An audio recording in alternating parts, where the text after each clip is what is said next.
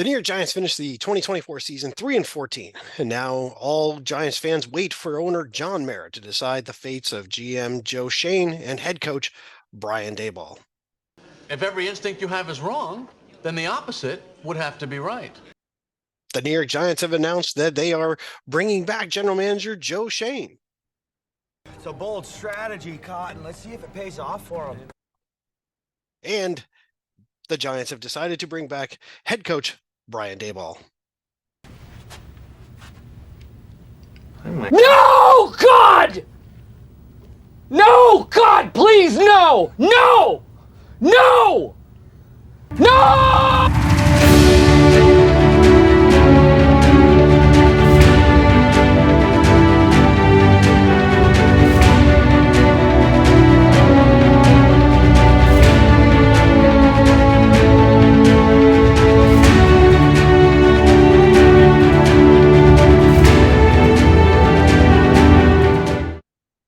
All right, well, welcome back to Inside BBI with John and Eric. I'm John McDevitt, and with me, as always, senior editor of Big Blue Interactive, Mr. Eric Kennedy. And Eric, it's Black Friday, unless you work for the New York Giants. No. No,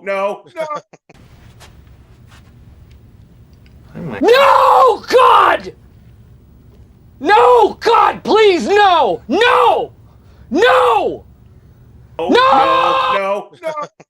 Jesus. No. Oh, no. my God. No, Cy was right. Cy was right. What are we going to talk about, John? What do we talk about today? Yeah. So we're going to keep this one tight because we talked about it. And I know people say don't worry about the time. And I agree. We agree. But this case, we're going to keep it tight because we want to digest, because I think that we didn't think John Mara was actually going to do some sort of a press conference. That kind of seemed haphazardly thrown together. Yeah, which tells me this has been decided for a while. Maybe it hasn't, but maybe he just woke up and said, no, I'm not doing it. But this whole thing about, I'm going to spend a couple of days and talk to everyone and see what their plan is moving forward. That didn't happen. There's no way at 8:30 in the morning, they knew this way before 8:30. Correct. And then a couple hours later, I thought that was it for the day. So I updated the front page of the site with a brief statement. And then it's like, oh shit, he's holding a informal kind of press conference in the clubhouse, in the indoor practice facility. So they didn't even have a stage or anything. They just had him standing there answering questions. I think John F. on the site had a very smart comment. They wanted to get this out before all the other coaching news comes out, because they want the other coaching news to overwhelm this and sort of, it's almost like a Friday media dump, but it's happening on Monday. They want to get this off the front page as fast as possible. It makes sense because, in some ways you're going to have these other firings, and then you've got the Jets situation, which they know they're not going to keep the interim coach. There's going to be all the questions about Aaron Rodgers. There's going to be the fact that they pretty much lost out on Mike Vrabel because you can see he's earmarked for New England. So any other stuff that comes out, but it doesn't make sense from one perspective in that you put it out there in such a way and then talked about it further. You can't take anything else but that this had been decided. And I go back to what we talked about very early in the season where I said, I kind of wonder if they were given assurances already, because his press conferences were always like, he's our best chance to win. But then you keep showing why he's not. So that doesn't make any sense unless you knew I have to play this guy until we're out of it because of the guy above me. And they've told me I'm coming back. That's the only thing. Why wouldn't they tell everybody that weeks ago? So that way you're also telling the players. You're basically telling the players, hey, you're playing for your job with this coach right now. So if they've already made their decision, why would they not come out, I don't know, last month and say, by the way, they're coming back? Why would they even do that? Well, because you know what? I honestly think, quite frankly, they're just stupid. I think they're stupid. I think the Giants are run by stupid people. I hate to say that because I love this team, and it's like having a family member that is headed down a path that you can't prevent them from going down, and there's nothing you can do about it, and it breaks your heart. I think John Mara didn't get this team because of some thing he achieved in his life. He inherited this team. This team was handed to him. It was gift wrapped to him. It was given to him. And the structure that was in place that led to those last two Super Bowls was in place before, even though he was in charge, was largely in place before he reaped the rewards of what was there. But since that time, when he's had a full decade of basically being in charge, he shows he's not up to snuff. We'll get into it, but his press conference today was a disaster. It makes no sense. He contradicted himself repeatedly. And I want to say this to everyone out there before we get into this. John and I have not had a chance to go and digest everything that was said in the press conference. We're only reacting to the highlights, and we're going to have to, because this press conference is so important to the future of this team, we're going to have to do another show soon, basically going almost answer by answer and breaking it down, because the press conference was too important. So there's a lot of things to say about this. We're not going to hit them all today because our heads are spinning right now. And the thing, I'll say this, I think people need to really get away from the tanking thing. His comments about tanking, understand that he is an owner in the NFL. He's part of the competition committee. His comments about tanking, here's why you should just totally ignore it. What did he say first? I met with Schoen and Daboll Friday to get their plan for the future, and then I thought about it over the weekend. You can take the thought about it over the weekend right out of the equation. They talked on Friday. There's no doubt in my mind that Brian Daboll made choices in that game that were designed to not go out of your way to try to win. You mean the 4-yard passes to Wan'Dale Robinson? Even the fake punt that everybody was like, well, why would he fake the punt? If you look at that play, there's a good possibility that play was going to get stuffed. It just got lucky, but it's not designed to get 15, 20, 30 yards. It's just to maybe get the first down. If they got stopped for a loss, he would have been fine with that too. Yeah. I think they took – there's just so many things that you saw that they were doing that it seemed unbelievably obvious that that's the soft tank. You can't throw a game. You can't have your quarterback go out there and just like, oh, I'm just going to have him intentionally throw interceptions. No quarterback's going to do that, because then they're going to tell people, I was told to throw interceptions. I didn't want to do that. So, but you can call the play that says, this is designed to only get so many yards. This is designed to do this. I'm going to run it here. I'm going to switch my guys out. And all of a sudden, Josh Azudu, a guard, guess what? He played guard for a couple of plays instead of left tackle where we've been throwing him out. Why would you switch him out in the middle of a game for no reason unless you wanted to constantly keep but then why is Malik Neighbors still in the game? I mean, you know why? Here's why. Because they have built Malik Neighbors up to be some kind of god. And I'm not putting him down, so I'm not putting Malik down. Oh, right? He burned the third stringers on the Eagles. But my thought on that is Brian Daboll has built him up to a point. He's a dog. He's this. He even talked about forcing throws. What was the question of why the tight end production is down? He's like, well, why would I try to design plays to throw to a tight end? I'm designing plays to get the ball to Neighbors. We got to get Malik involved. You've made Malik up here, so his getting these stats to this rookie record thing. Who gives a shit? Bowers was breaking the record already. Who cared? You broke so great. You knocked off Nakua, who had already been knocked off by Bowers. Who cares? That's what they did, and I feel like that's an ego thing. That's you're putting a guy in a position though where you better hope he's happy next year, because you've put him up here. He even said, I don't know if you saw this, that he is looking at the quarterbacks that are out there to be prepared for when the Giants come to him and ask his opinion on who should be the quarterback. Well, I kind of don't have a problem with that, but like you said, there's warning signs there. Let's get back to the main story here. And before I go all, let's say mean to John here. Not you, John Mara. No, I know. Let's give him the first charitable, let's give him the benefit of the doubt a little bit up front which I don't think is happening. But say you again, like you said, competition committee, he can't come out and say, yeah, we were tanking. He can't say that publicly, because then he's going to cause himself problems. So in other words, if you don't think John Mara is an idiot, and you think John Mara is he knows what he's doing, you would make the argument that he's saying things right now he doesn't believe, and just because he's playing a role. I don't think that's what's happening, and I'll get into why. But you can make the argument that, and John F. also said this too. John, it kind of gets into this a little bit. John F. said, and I thought about this.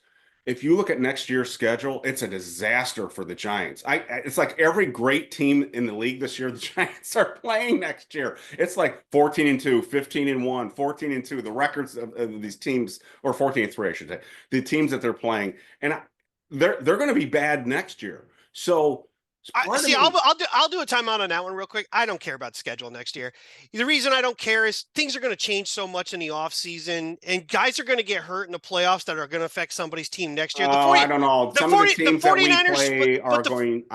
We'll disagree on that. I think the Giants are going to win at most 4 or 5 games next year. And I'm not arguing about the number of wins, but I think overreacting to the schedule of teams that we don't even know how they're going to look next year, I wouldn't worry about that. All right, but what my point is sorry. Can Daboll and Schoen survive another 4 or 5 win season? And if Mara thinks, if he's thinking ahead, and I don't think he is, but if he's thinking ahead, he thinks I'm sacrificing these guys for another bad year, and then I'm going to make my change. The problem with that is he also came out and said, we got to get a quarterback. So, and then Ryan Dunley. He said 2 things to that, though. He said 2 things to that. We have to get a quarterback. It's up to them to decide if it's a rookie or a veteran. But it's the same problem because you're going to stick the next regime. And thankfully, Brian Dunleavy brought that question up, and he said he understood the question, but he didn't care. And the question was, if you bring in a new quarterback, and be it and he was talking about a draft pick, but it's the same thing with a free agent. If you get a 4-year deal, $100 million quarterback, $80 million quarterback, you're stuck with them for 2 or 3 years. Okay. If he does that, then the next coach comes in here is stuck with that quarterback. And you're going to, some coaches are going to say, I don't want any part of that. I don't want to be stuck with this quarterback. And you've started the same crap you did with Daniel Jones. And thankfully, Ryan brought that question up and asked that question. But that's giving him the benefit of the doubt that Mara didn't couldn't be honest or didn't want to be completely honest. I don't think that's what happened. The problem is with his press conferences, and we can go over major points, but he contradicted himself. It didn't make sense. He said, for example, I still believe in Brian Daboll, the 2022 Coach of the Year version of Brian Daboll, but I don't think he should be calling plays anymore. I don't think he picked the right defensive coordinator. He basically I saw that. Yeah. And that would make 2. So both his hires were a mistake. And this doesn't even get into the first offensive line coach and the other coaches they let go during the offseason. But and then with Schoen, the same type of thing. I think I'm impressed with the process, but I don't know if our roster is any better than it was when he got here. So he's arguing against himself. I mean, right. I don't know. My biggest problem, why I think he's an idiot, he knew he said, I'm going to go talk to the press. And he didn't think this through. He didn't organize his thoughts and come up with a coherent statement. He didn't come out there. Even the reporters, if you watch the reporters on X/Twitter, I think, and they're trying to, again, they're half in the back pocket of the Giants now. They don't want to say anything bad about it. Even they were like, this doesn't make any sense. So that even the people that were trying to help him out, the reporters, were like, this doesn't make any sense. I have a feeling we were way more right about Mara's involvement in the Jones piece. And in some ways, I think the fact that Daboll's coming back, the fact that Schoen are coming back, is Mara's acceptance of the fact that that portion of the issue was his. But I've said this over and over again, this organizational arrogance gets in the way. And I think his arrogance gets in the way. He's bringing them back. We believe in him. But if all things are true, then you were the problem. So you can't have that. So then he undermines it by going, well, but these things need to be fixed. We talked to him. This has got to be fixed. And I don't think the roster's better. Well, who the hell put the roster together? So you're trying to give them credit because you know you meddled. but you're also trying to make sure that you don't look bad, that you made bad choices. So you are saying, well, they screwed up in these areas. It's unbelievable. It is literally like someone who has split personality, literally battling with themselves in front of everybody, saying two different things at the same time. We are at the office level of like management here. I mean, he needs to write, John Mara needs to write his own book. It needs to be a sequel to Somehow I Manage Part 2. That's the book that it needs to be, to take right off from Michael Scott's book. You know, I don't even know what to say anymore about the Daboll part of this, because you know that I actually sided a little bit more with Schoen and less with Daboll. I was fine with both of them going. I don't like Daboll, period. And this idea that he's some kind of quarterback whisperer is all built off Josh Allen, just Josh Allen. So I'm not really sure now. This is the worst feeling I think I've had, period, at the end of a season, because I can't even be mad anymore. It's almost comical to watch these guys do what they do. But I know if you don't. So here's the thing. If they don't get a quarterback, if they don't get a veteran, and I think it has to be a veteran first, and win X number of games, so I'll throw that to you. What do you think the X number is? He's going to be fired. Now, you trended down so badly. By the way, Joe, and I've said this over and over again, Joe Shane's thing on the best predictor for future success is based on past results. So you went 9-6-3. Based on that trend, we will win no games next year. So what number of games? What number of games does he have to win? Can you imagine? Really? Can you imagine? I mean, that's Oh the my pace you're God. on. You went 9-6-3. I'm like, Can I one up you on that? Please. One up you? What if we trade away next year's #1 pick to move up maybe 1 or 2 picks, right? So we go from 3 to 2 or 1 by trading away our #1 pick. And next year's pick that we gave up is the very first pick in the draft, and whoever has that selects Archie Manning. first, yeah. Yeah, Now- mean, I can kind of see this one coming. Look, I don't think they're coming back next year. I think this is prolonging the. This is what I said in the last episode that we just did on when did we record? On Friday, Saturday, whenever we recorded. The last episode, I think that's just. I said they were going to get fired today, or they're going to get fired a year from now. So I don't think there is a win. I mean, if they make the playoffs, sure, but that's not happening. There's no way. Well, you know, the only thing that I can say to that is if John Mara truly was, and I still believe he was, the factor in why they gave Jones the money, and I don't necessarily think it's because he so badly wanted Jones. I still believe it's because he was doing everything possible to make sure that they franchised Barkley. If that is the reason, then I think you're probably looking at they're going to get the Daniel Jones treatment. They're going to get at least another year on top of next year, unless they come in under where they were this year.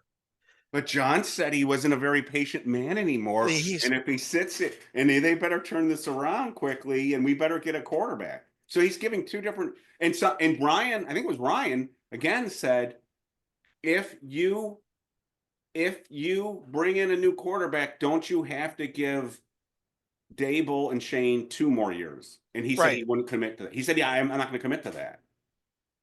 Yeah, it's weird because you're literally making choices that are so reminiscent. You've said this, you know, kudos to you. It's so reminiscent of Dan Reeves. It's like, are we literally just doing a lame duck season? Is that what this is going to be? But like you just said, major decisions might be made.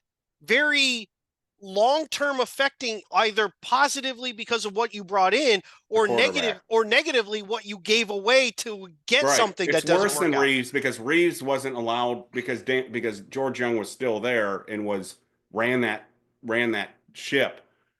He wasn't going to allow Dan Reeves to sabotage the future. So we don't have that right now. Schoen is GMing for his job, and because the worst thing that can happen to Schoen or Daboll at this point is, you know, they're going to get fired. So they're not thinking about the long-term interests of the New York Giants. They're thinking of the long-term interests of themselves. Or more specifically, they're thinking of their short-term results. Exactly, because they got to save their own neck at this point. I still think there's a way around this if you do this right, and it doesn't have to be draft the quarterback. a couple of things though that worked against them that happened immediately this weekend and then news today. First thing was Sam Darnold looked like shit last night. Sam Darnold looked like Sam Darnold. There's no reason the Vikings lost that game. They turned the ball over on downs multiple times within the 10-yard line because Sam Darnold couldn't throw a goddamn pass into somebody's hands when he needed to. Right. And he looked like Sam Darnold of old. That hurts. On that team. That Right. hurts the Giants in two possibilities. One, he's could be a free agent. So you're like, oh shit, is that really the guy I want to bring in as a bridge and give a lot of money to? I don't know. He wouldn't be a bridge though. He'd be the guy. He'd be a little, he'd still be the guy. But he would still technically be a bridge, even if it's only two years. He's not going to be a 4-year guy. You just, I don't know. His camp may think that, and someone may pay. well, him. That's true. That's true. And the Giants might be, and the Giants are just. And Giants may do that. That's the kind of stupidity. And then say next year there's some hot young coaching prospect that we want, and they go, I don't want Sam Darnold if I'm coming to the Giants. I'm not even going to interview with them. I don't want that.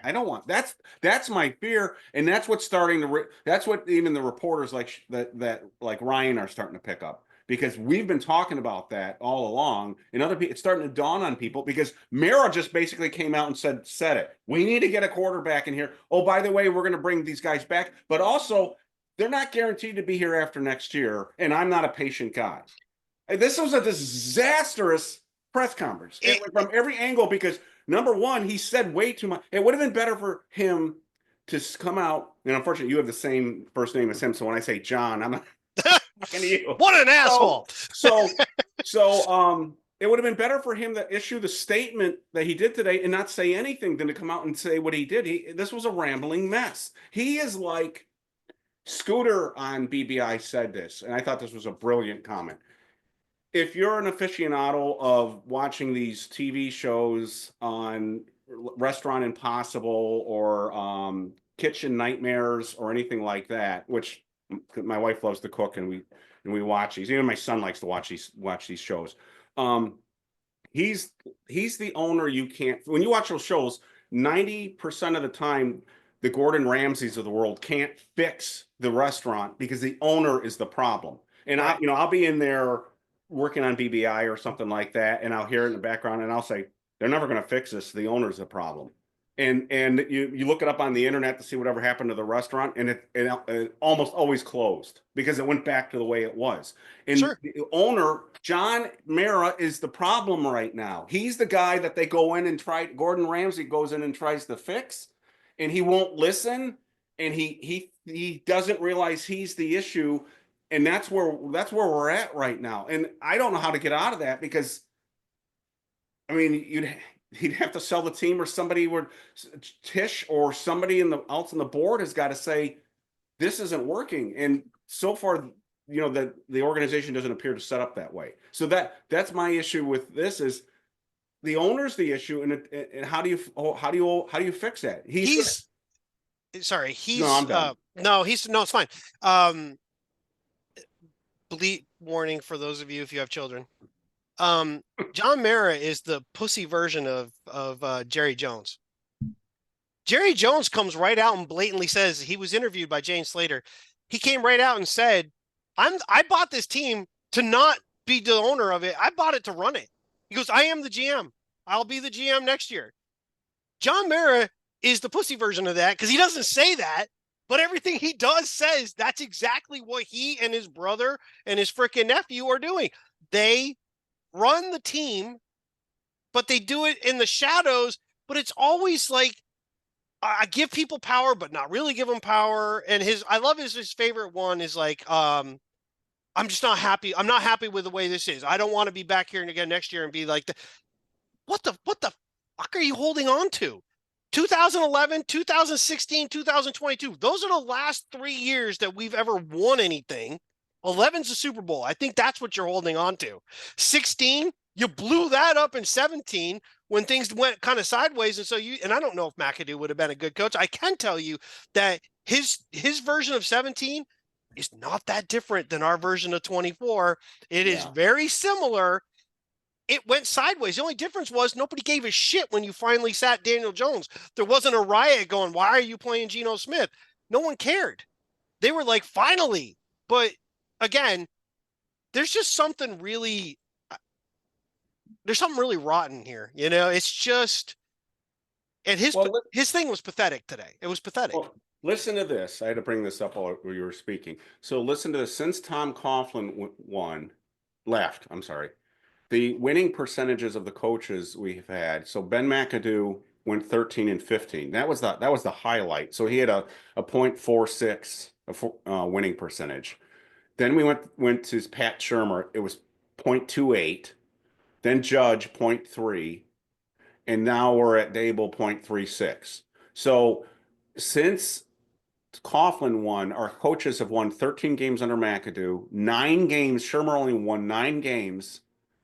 Judge only won 10 games, and in 3 years, Brian Daboll has only won 18 games. So, which 9 of them were in the first season. Right. Ray Hanley had a better record than these guys. Dan Reeves blew these guys out of the water. And those, so I mean, it's not just a Brian Daboll problem. It's not just a Joe Schoen problem. There's been a problem on this team now, and they keep changing.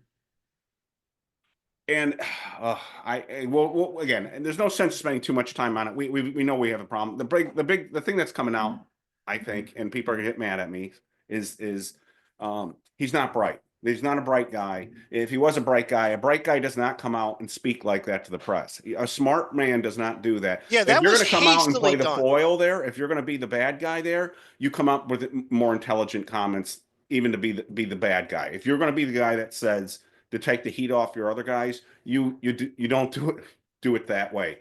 And I'm reading these tweets and I'm like, holy cow! And then they kept getting worse. And I'm like, what is he doing? And this was after he was briefed. Remember, we saw this. He's a PR department that briefs him. Gives him a pre-brief. It's almost like, and I hate to do this. Oh boy. I will say this next thing is me. I am not speaking for Eric. I'll just say that. It's almost like you let Pat Hanlon write it on a Friday night when he's all pissed off. he just looked at the questions and then wrote the responses. Listen, I got to be really careful how I say this. I deal with somebody from time to time who you can give a list of things, right? A list of things for one specific, I'm really trying to skirt a line here. Let's say you have one topic, right? It's one specific topic. You give a list of reasons why you think this particular topic should go the way you have outlined it. Even if you don't believe in it. Well, right? No. Okay. In this case, you believe in it. Okay. That person will then come back and look at each one of the line items and give you reasons why that line item, why they don't agree with it. But they look at the individual line items by themselves, not in totality to the actual product thing or whatever. Oh God, I gave it a little bit away. The actual thing that you're actually talking about. So they'll say one thing on line item 1 and line item 5 completely contradicts what they said in line item 1. That's what he did. That was today. Contradicting himself. That was today. It was like you looked at these things like individually, like you hadn't even listened to your own self say your answers to the other stuff, and you just answered the particular question. For those, the Cliff Notes version of this, for those who didn't see it, was John Mara could not provide an explanation of why he was bringing these guys back. He couldn't give them a reason other than he felt it in his gut it was the right thing to do. And then he later on, the points that he made seemed to argue against bringing them back. That's kind of how today's press conference went. So he would say things like, I feel in my gut that Brian Daboll's the right guy, but I can't give you a reason why he is the right guy. And then he went on to say what Brian has done wrong. Not directly, but indirectly. So I don't know if he should be calling the plays. I don't know if he can hire the right guys. Oh, and the other beauty thing, the other beauty is no one, and again, we said that this might be PR, but I don't know because he doesn't seem to be very bright. I will never, ever, ever, ever accept tanking. And if anyone tries to do that, I will fire them immediately. But I think he has to say that. He's on the competition I committee. hope that's what he was doing, John, but I don't know. He might be dumb enough to actually believe that. I agree with you that I think he's dumb enough to believe it. I don't believe, though, that that's why he's saying it. It was so obvious yesterday of what was though? What I mean, I know I kind of agree. I kept going back and forth. I kept saying maybe they're trying to lose this game, but then I said, but then why are they doing? Is this? But I'll say this: you don't have to try to lose a game. You remember there was a game early in the season, and I said Daniel Jones isn't the reason we lost. He's just the reason we didn't win. Right. And people got really mad at me, like, "Oh, no, they're two different things." I don't think Daboll purposely did things to lose. He just didn't try very hard to win. The things were just like, you called it, but you kind of know that that's probably not going to work. And if you're right, he knew he was coming back before the game. And I think you nailed it on why talk to them on Friday, right? Why talk to them on Friday if you're going to, just so you can think about it all weekend, right? Wouldn't the last game, and I know you said you're idiotic if you do, but I would want to at least look at the last game, because if they went out there and players are just freaking walking away, not paying attention, not even trying, guys are just looking like shit, then I'm going, you know what? Even though I was going to bring them back, I can't have this shit on the sidelines. So you would still wait. Why would you decide on Friday? But I think it was already decided before Friday. It could be. Now, if the Colts game is the reason why, then I don't give a shit what we do next year. I hope we lose every game. I got an email just a few minutes ago before we got on from somebody saying, I don't know if the asshats know what the hell they're talking about, because you had a couple guys on your site that said Daboll was gone and Schoen was coming back. And he said, unless something changed, like the Colts thing changed their opinion, then they didn't know what they're talking about. And it could be right. I mean, the two guys that said that, their sources might be wrong, but I've always said from the beginning, again, they're not getting their information directly from John Mara. So they're hearing from somebody who heard from somebody, blah, blah, blah. Did you see somebody on the site earlier today? There's so much going on. I probably didn't. The handle, I want to say, and the handle was like DD. No. Maybe underscore mass. I didn't see it. He basically said, I was told this summer that Schoen and Daboll are probably safe, and that Mara played a role in the Jones thing. That's what he said. I was told. And that's what you and I have wondered from the beginning. You and I have wondered that from the beginning. We don't know. It makes sense. You know, again, we could debate this stupid ass thing over and over again, but you can hide money in a quarterback contract far more than you can hide it in a running back contract. And a running back like Saquon Barkley is not going to take bullshit years that he knows you're not really going to stick with. Right, but you tank the season too. It's not just the money. The money is important, but emotionally and talent-wise, you tank the season by bringing back an awful quarterback. Right, so but I'm not talking about. But I'm talking about in 22, because all this stems from the offseason of 22. Right, and I think that's when it happened.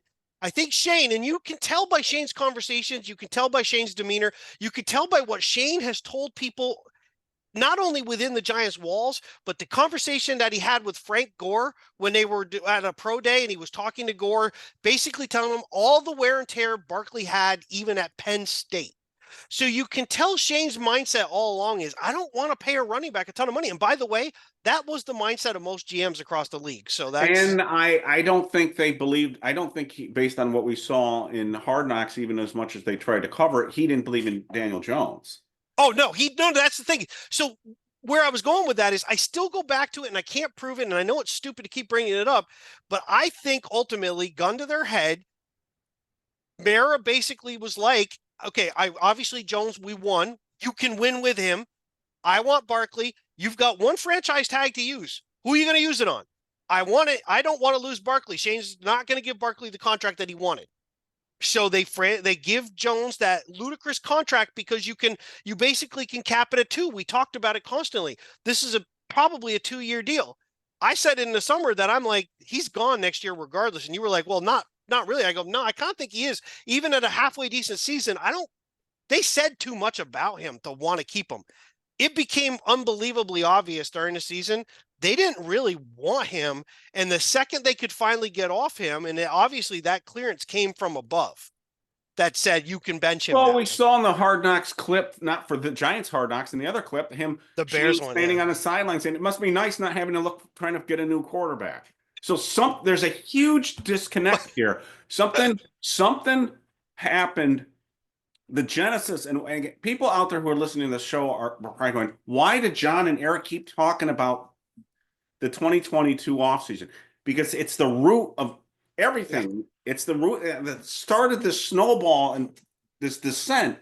And whoever's responsible for this, they shouldn't be retained. Now, some of the asshats have said, too, doesn't mean they're right, could be wrong, I don't know, but they've said that Schoen and Daboll were on board with bringing Jones. Yeah. And if they were, again, that's another reason why they should have been let go. But like you're saying, it stinks. It smells funny. It smells like ownership involvement.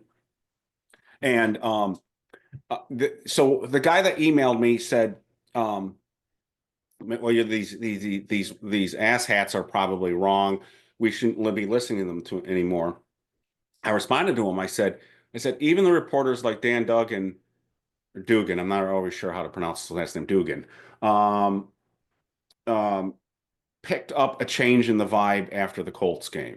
So whether that's, again, he's picking up something that's not there, or he's actually picking up something that that is real. The reason I brought this up is when you mentioned your Colts, is Mara dumb enough to think that the Colts game changed everything? And I don't know. I think the answer is we're yes. way worse trouble than we think we are. Because if they're basing, like you said, the Colts didn't show up that day. No. So and if we were really trying to win yesterday, that's another nail in Daboll's coffin. Say they weren't trying to tank yesterday. Say they were trying to win. We couldn't even beat the backups on the Eagles. And I keep saying this and it's driving me nuts. Well, our starters aren't really playing either because we have so many injuries. No, we got Brian Burns out there. We got Thibodeau out there. We got Neighbors out there. We got Illuminor out there. We got a bunch of people out there.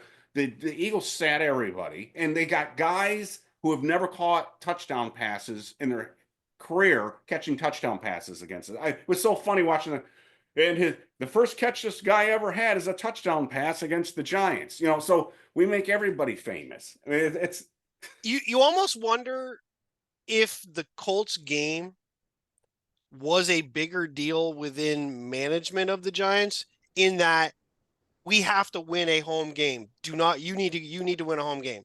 If you lose a home game, I can't bring you back, period. We got to at least win one home game. I still think the agreement was already there. I think the way the Jones thing happened, and then ultimately Jones getting his release by going to Mara, that wasn't Schoen that went to Mara and said, listen, I think we should just release him. Keeping him on the roster is a bad look. That was Jones went to Mara himself and said, I'd like to be released. That tells me that Mara and Jones thing was kind of over Daboll and Schoen the whole time. It seems pretty obvious now, although I'm extrapolating from what I've seen. all right. Going, and I'm kind of piecing it together in my own head. Maybe it's confirmation bias for me. I don't know, but it just seems obvious at this point that Mara played a big role in the Jones thing. Once the Jones cord was cut, it wasn't just we benched him. Normally the Giants would just bench the guy. Like other teams just bench him and they keep him until the end of the year. They just don't even bother coming in. It's fine. Because you don't want to just throw him to another team. What if he plays well in that season for some reason? What if he got into a game and made you look like shit? Normally you just hold him until the end of the year and just go, whatever. They didn't. That was all Mara's and, from the heart. I'm releasing him. Boom. There's something about that. Now, the Daboll part of coming back. So I'm going to ask you this because we wanted to keep this tight because we really want to digest the rest of it and then go. Yeah, we do. That's too important. Today's press conference was too important. We should go point by point. The three main questions that were out there were: do you bring back Schoen and Daboll? Do you bring back only one of the two, or do both of them have to go? Do you think that it came down to pretty much I know we're giving Mayor a lot of credit, but it was a fine line. It's either both go or both stay. Do you think that's where he ultimately came down to deciding I either got to get rid of both of them or I got to keep both of them? I don't know. I don't know. I don't know what's going on in their head. There are people, a lot of people on the website that said if you're going to keep one, you should keep both and let them sink or swim together. And he may be doing that. That might be part of it. Why I'm confused, John, is he didn't provide an explanation today. He was asked basically kind of why are you bringing them back, and he couldn't even come up with a BS answer, and then he seemed to be arguing against himself. So I can't. There's nothing for me to interpret there. I don't see. Yeah. That's why the press conference to me was a mess. Look, it kind of gets back to again the analogy of Scooter did about the restaurant impossible thing, but also kind of what my wife said when on Friday I said she was in the kitchen and I yelled, they said, no, they may bring them both back. And she came in here and she said, and she doesn't spend a lot of time thinking about the Giants. She doesn't care. Yeah. Because it's painful. It's like, again, with my kids, it's comical at this point to them. And they know how important it is to me, but she said, he doesn't run the team like a business. She said he doesn't run it like a business. He runs it like it's a bunch of friends. And she said there's no consequence for him because he's guaranteed his wealth. So he has this, because of the, now she wasn't saying the TV contract, this is me. He has his share of the TV contract. He's guaranteed an income here. Even if people don't show up in the stands, even if he doesn't sell the jerseys, he's got his share of the TV, thanks to his father. He's got his share of the TV contract. So there are no negative consequences for running his operation poorly that will hurt him personally, other than his pride. So there's nothing in his bank account. He won't lose wealth. He won't lose power, influence, or whatever. So he was handed this team. He doesn't treat it like a business. He treats it, and he's got a bunch of people that he treats it like friends and family. And there's something to be said when you're in a company that they treat you with respect and like that, but you've still got to run a business. You can't run, or you go out of business. He's in a business now that basically can't go out of business. So there's no ramifications. There's no consequences for bad behavior. And I don't know how to get out of that. And the only thing I can think is we've got to luck into a coach and we've got to luck into a quarterback at this point to get us out of this mess, because there is going to be no Pete Rozelle that comes in and saves the day for us and says, because I said to my wife also this week, I said, and I think I've said this to you before, it is not good for the NFL to have bad football teams in New York. We are the #1 market in the country. Even the Thanksgiving Day ratings were through the roof, with Dallas having a crappy year and us being crappy for a decade. It is not good for the NFL for the Giants to be bad. Not this long. But I hope the NFL recognizes that, because this is a terrible situation. Because if we go start the season next year and we lose the first 3 games next year, the stadium's going to be empty in October next year. It's going to get worse. The planes will be flying in October. Someone mentioned they wonder if the planes had it could have backfired. An opposite effect. Yeah. Like, you're not going to tell me what to do. Yeah, don't tell me. There's a huge difference between the Giants entity and the Giants, the football team. The entity is worth billions of dollars. It's going to make money next year because all your PSLs. It's going to make money on the seats because it doesn't matter if they're Giants fans or somebody else. Right. And so if you look at it from that standpoint, this idea that fans seem to think that we control the way we used to, don't show up and that'll tell them. It's not the case. Other teams' fans will buy the tickets out. It's been years, even when the Giants were really good. I hated when the Cowboys would come to town. There would be a lot of Cowboy fans. Freaking Moose Johnson would get the ball every now and then, and you'd hear a Moose chant. I'm like, what the hell? But this is Giant Stadium, for God's sakes. So that part of it doesn't affect anything. What you hope would start to affect is the fact that you're looking like a buffoon.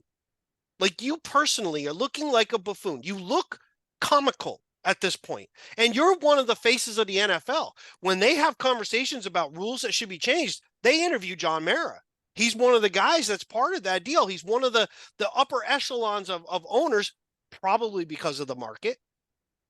And you're starting to look, your Jerry Jones, Dan Snyder's Limp Biscuit, no, I don't want to say that.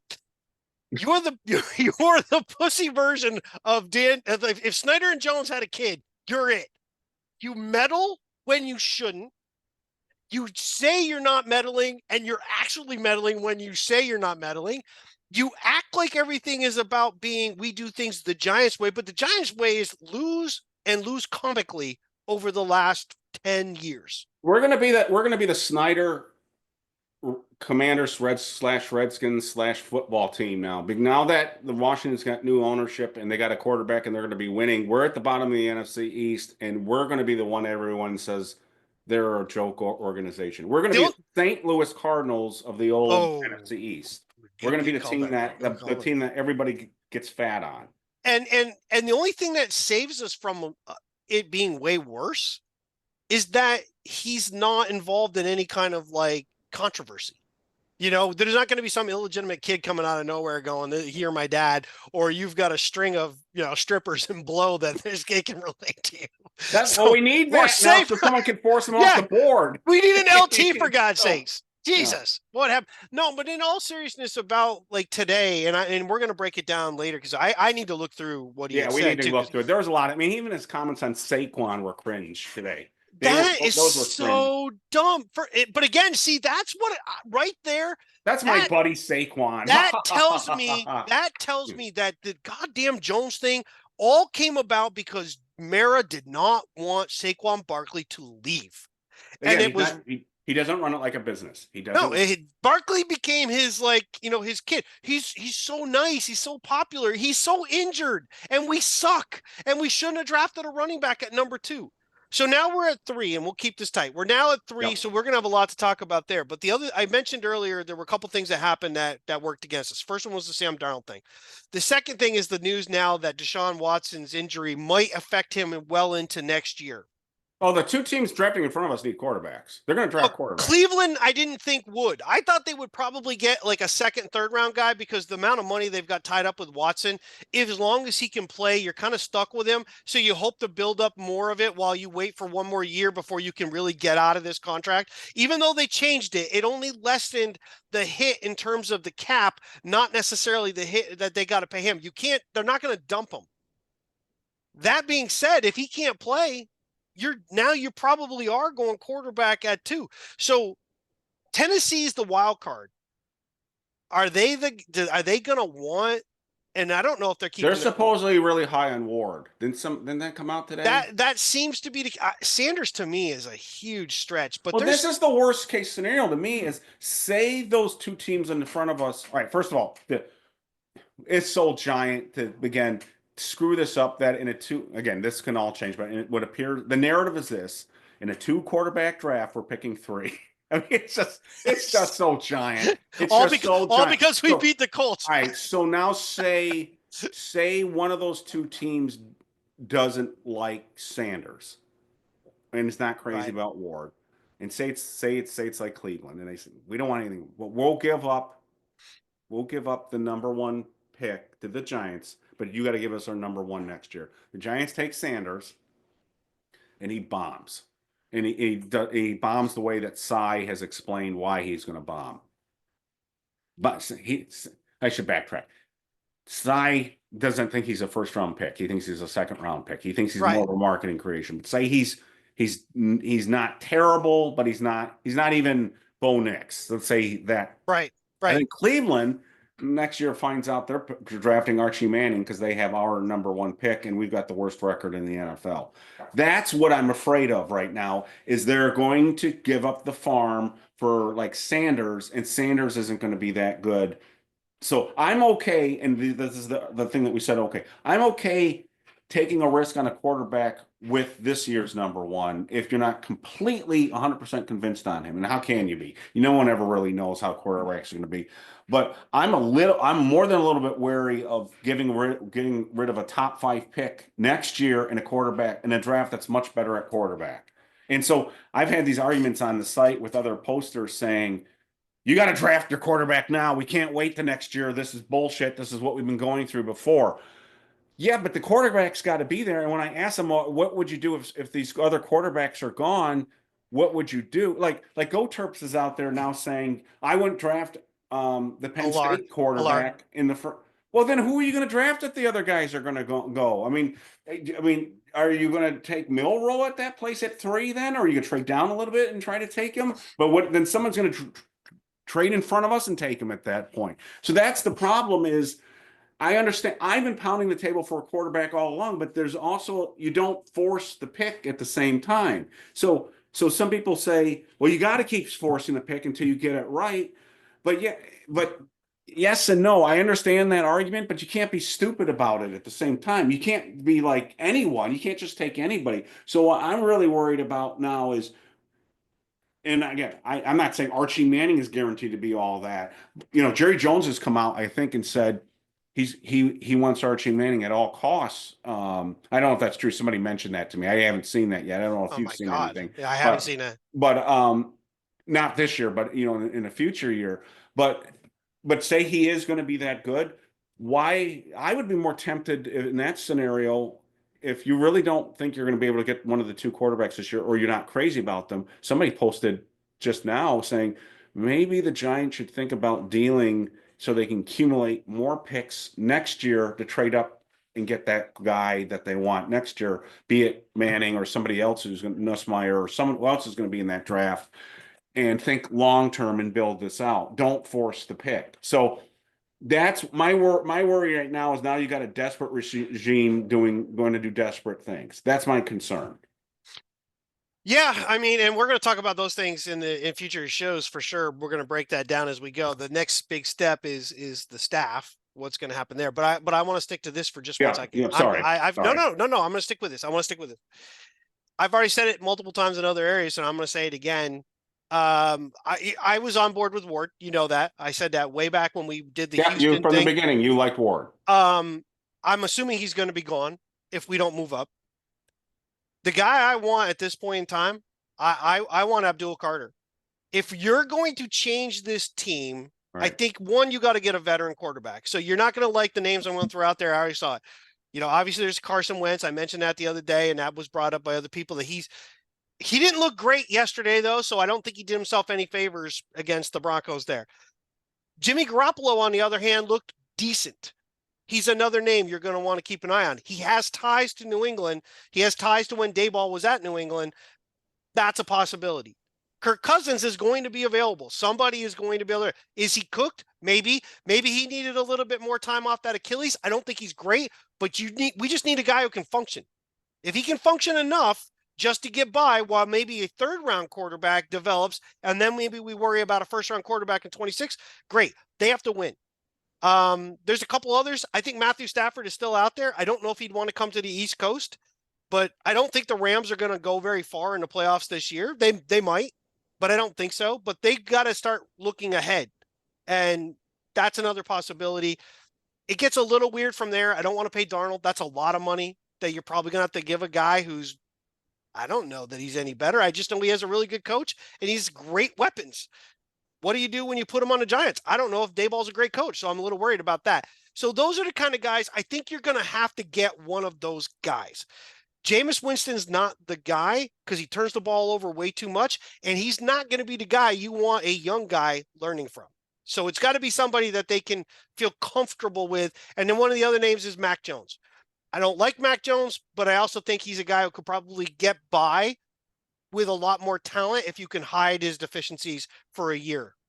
So those are some names that we need to keep an eye on. Well, one of the things we have to keep in the back of our mind, and people used to rail against this because they said it's not true, but I think the Giants are going to have to pay a premium for both coaches and free agents, because the instability here, because anyone who's got two brain cells connected is going to say Brian Daboll and Joe Schoen are on thin ice and may not survive after this year.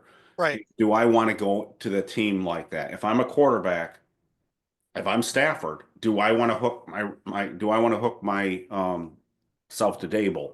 I don't think I would. I don't think I would. If he's got a number, if he's on the trade market and they're looking to deal with him, and of course some of this he won't have a say in if the Giants actually make a trade. But some of these things like the free agents and again if we fire Shane Bowen, why would any hot defensive coordinator want to come here when he knows he might be fired next year? Lou Amarola just got fired by the I saw Bengals. that, but why would he want to come here?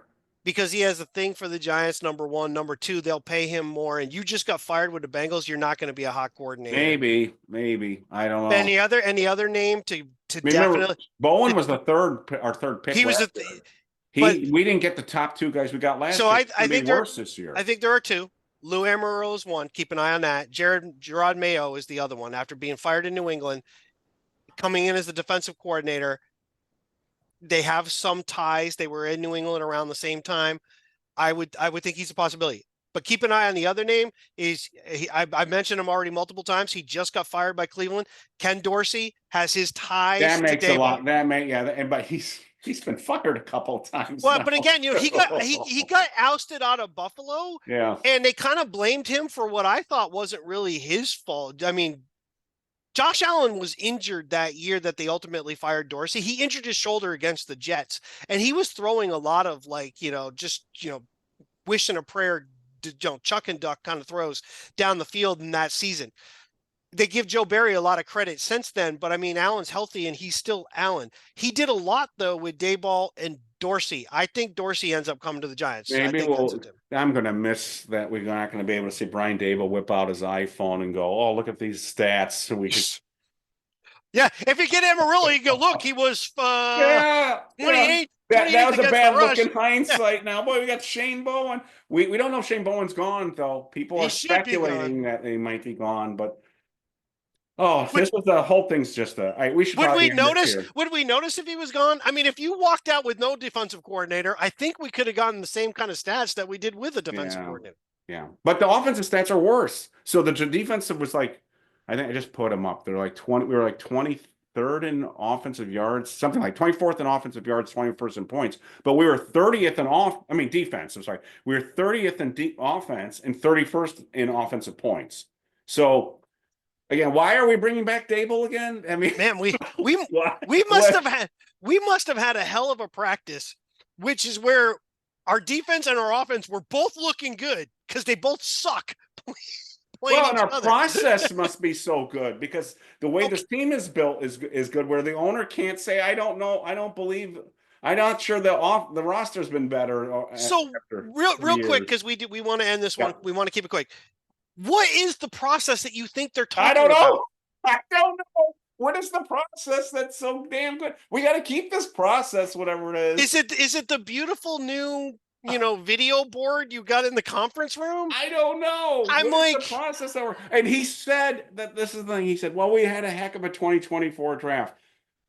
Again, you can't judge it that close. But the 2023 draft looks like dog shit right now, and the 2022 draft doesn't look very good. So again, your batting average isn't really good right now. So but they're cherry picking. He's cherry picking. How do you say it's really good when they were forced to play? That's another thing. They were forced to play. Newbin, please tell me, how many interceptions did Newbin have? Yeah. And that was surprising because it was kind of a ball hawk coming out of college. I like Phillips. You like Phillips, but he was hurt a lot and he picked up a few penalties and he got burned a few like a rookie, but he played a lot. Sure. But I'm not sitting there going, we're set at slot corner. Phillips is going to shut people down. He's cherry picking at this point. He doesn't sound smart.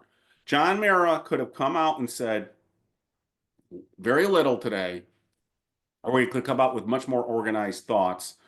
It might have been BS. He might not have believed them. Boy, yeah. But they would have made sense to some. Nothing made sense to anybody except the people who will refuse to accept any negative thoughts. That today was a disaster for him. And I don't know if you've seen the website today, my picture on the website. I haven't seen the picture yet. No, it's got no. Mara wearing a dunce cap. Nice. So he that was a disaster. And there's no defense of it, and even the reporters thought it was bad. I thought kudos to some of them finally for basically saying this doesn't make any sense. So they'll probably get back in line quickly, or but on that note, we will cover this in more detail, guys, because there was so much to digest, and it's really important. We got to figure out what we're going to do with the coaching staff. We got to figure out what we're going to do with the quarterback. We got to figure out what we're going to do with the draft and free agency coming up. But we're going to be rolling all back with the same staff. So yeah, hang in there. This is gonna get bumpy.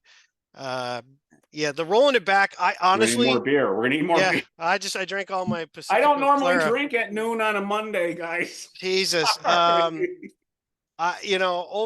I'll just say that I truly did not think they would roll it back with both of them. No, I know you didn't. I thought I thought that maybe they made a deal, but I thought that's just so ridiculous. How can you do that? And then we look so bad for 10 losses. I'm like, and Daboll to me, you said it so many times. He looked like dead man walking. He acted like it. He didn't act like a guy who knew for sure he was coming back. He acted depressed. Like, He oh my looked God. like it after the game on Sunday. He looked like he was. I didn't get the strong impression that it was like he knew he was coming back. But maybe I'm not good at this. I don't know. Yeah, I mean, at this point, I got a feeling that maybe he didn't. Maybe he was the one piece in this circle that didn't know that he was going to come back. I think. But remember, I think you Shane thought knew. he called a strange game plan. So There was something. It was so different than the week before. Even the week before, some people brought up some things that he did, and maybe the Colts were just so bad that it backfired on us. It worked. But his comment after that game about competent quarterback play, I mean, to drop off so much from that game to this game against a team that's playing all backups. So when you throw out this stuff about we play backups, yeah, but a lot of our backups were starting.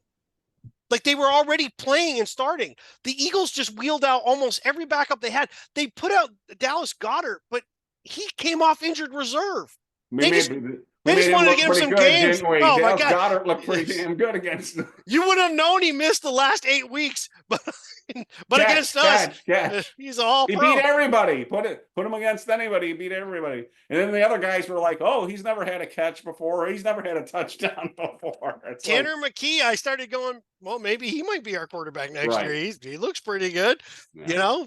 Don't discount Kenny Pickett. You never know. I mean, we're literally scraping the barrel. But anyway. Right. On that note, guys, subscribe, Happy New Year. All that good shit. And go watch the Groundhog Day and then come back and see us and we'll talk about the same shit again. Help us. Somebody help us buy the team, please. We need help. Help us. For sale sign. Yeah. So, all right. So subscribe, and we'll catch you again real soon.